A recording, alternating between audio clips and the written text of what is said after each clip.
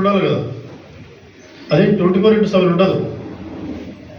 చాలా వరకు dry byte అంటాం. అదేమో పుట్టింది అయితే విషయం ఎక్కల. మన ఊళ్ళలో చూస్తుంటే చాలా మంది చెప్తుంటారు 10 సార్లు కుట్టింది పాము, 20 సార్లు కుట్టింది పాము అని నాకేం కావాలంటుంటాడు. వాడికి డ్రై బైట్ అది, ఆ టైంలో విషయం లేదు అక్కడ. సో అదొకటి. మనం పెరిఫెరీలో చేయాల్సింది ఏంటంటే కాలుకు చేయికి ఎక్కడ పాము కొరికినా దాన్ని స్టెబిలైజ్ చేయాలి.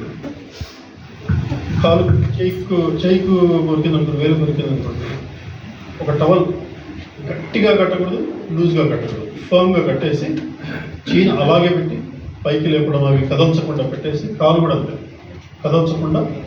మన దగ్గర టీటీ ఉంటే టీటీ దగ్గర పిహెచ్లో యాంటీ స్నేక్ వీనం ఉందనుకోండి, తప్పనిసరిగా వేయించండి, దగ్గరుండి మరి వేయించండి. యాంటీ స్నేక్ వీనం వేయడం అనేది ఒక 5 ఇంజక్షన్లు 10 ఇంజక్షన్లు పడ్డాయనుకో, ఏ రకమైన పాముకైనా అది పనిచేస్తుంది. ఎందుకంటే మన దేశంలో మల్టీవేలెంట్ అంటాం, పాలీవేలెంట్ అంటాం. అంటే అన్ని రకాల పాములు, నాగపాము కావచ్చు, రక్తపింజరికి కావచ్చు, కట్టపాము కావచ్చు, అన్నిటికీ ఒకే ఇంజక్షన్. ఇది ఆ పాము పనిచేస్తా లేదా లేదు. వేరే ఆస్ట్రేలియా వాటిల్లో అయితే నాగపాముకి సెపరేట్ మోనోవేలెంట్ ఇంజక్షన్స్ అని ఉంటాయి. నాగపాముకి వేరే ఇంజక్షను, కట్టపాము వేరే అటువంటి. కానీ మన దగ్గర మాకు దొరికేటువంటి యాంటీ స్నేక్ వినం ఏదైతుందో అన్ని రకాల పాము కాలు చేయను ఫిక్స్ చేయడము, కదల్చకుండా పెట్టడము, యాంటీ స్నేక్ వినం ఎంత త్వరగా వీలైతే అంత త్వరగా టెస్ట్ డోస్ ఇచ్చి పేషెంట్కి వేయించడం. అది ఒక 90% డెత్స్ని ప్రివెంట్ చేస్తుంది. ఇప్పటికీ మన పేపర్లో చూస్తుంటాం పాము కాటుకి రైతులు మృతి చెందినాడని చెప్పేసి.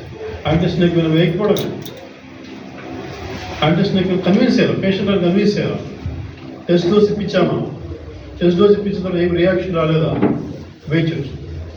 5 కాదు 10 ఇంజక్షన్, ఒక 500 ml ఎన్ఎస్లో ఫుల్ బాటిల్లో అయితే 5% డెక్స్ట్రోజ్లో ఏఎస్ఎల్ యాడ్ చేసి ఒక 1 hour 1.5 hourలో పెట్టట్టు పెట్టి ఈ లోపల ట్రాన్స్పోర్టేషన్ పెట్టామంటే ఇక్కడికి వచ్చేలోపు ట్రీట్మెంట్ అయిపోతుంది.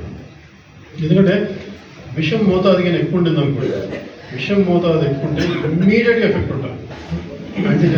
యాంటీబాడీస్ ఫామ్ అయితే బాడీలో బ్రెయిన్లో ఇన్ఫెక్షన్లు క్లాట్స్ కూడా వస్తాయి, రక్తస్రావాలు కూడా మొదలవుతాయి, రక్తపింజలు. కాబట్టి స్నేక్ బైట్ విషయంలో లింబును స్టెబిలైజ్ చేసుకోవడము. రెండోది యాంటీ స్నేక్ వినం తప్పనిసరిగా ఇప్పించడం. అది విషపూరితం కాకపోయినప్పటికీ కూడా ఒక 5 ఇంజక్షన్లు ఏమీ వస్తుంది. ఒకటి అలర్జీ ఏమైనా వస్తుందా, రియాక్షన్స్ వస్తాయి చూసుకొని sensitivity test, allergy test dose ఇచ్చేసుకొని వేయించడం. పిహెచ్లో యూజువల్గా అవైలబిలిటీ ఉంటుంది, దగ్గర వేయించడం.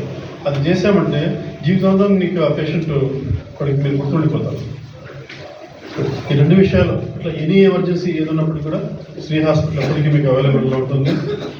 ఎప్పుడైనా మీరు ఫోన్ కాంటాక్ట్ కావచ్చు, పెద్ద పర్సనల్గా వచ్చి ఇక్కడ కూర్చొని మీకు సంబంధించిన మీ పేషెంట్ సంబంధించిన రిపోర్ట్స్ గురించి డిస్కస్ చేయొచ్చు, అవసరమైతే అడ్మిషన్ తీసుకురావచ్చు. అందరం కలిసి ఆపదలో ఉన్న కుటుంబాలను ఒక పద్ధతి ప్రకారం, ఒక సైంటిఫిక్ మెథడ్లో వాళ్ళకి హెల్ప్ చేసే విధంగా అందరం కలిసి కూడా భవిష్యత్తులో పనిచేద్దాము. మీరందరూ కూడా ముఖ్యంగా మేడంకు న్యూరాలజీ విషయంలో మేడం యొక్క సర్వీసెస్ యూటిలైజ్ చేసుకోవాలని చెప్పేసి శ్రీ హాస్పిటల్ తరఫున నేను అందరూ కూడా హృదయపూర్వకంగా రిక్వెస్ట్ చేస్తూ ఈ అవకాశం ఇచ్చిన మీ అందరికీ కూడా కృతజ్ఞతలు తెలియజేసుకుంటూ సెలవు తీసుకుంటాను.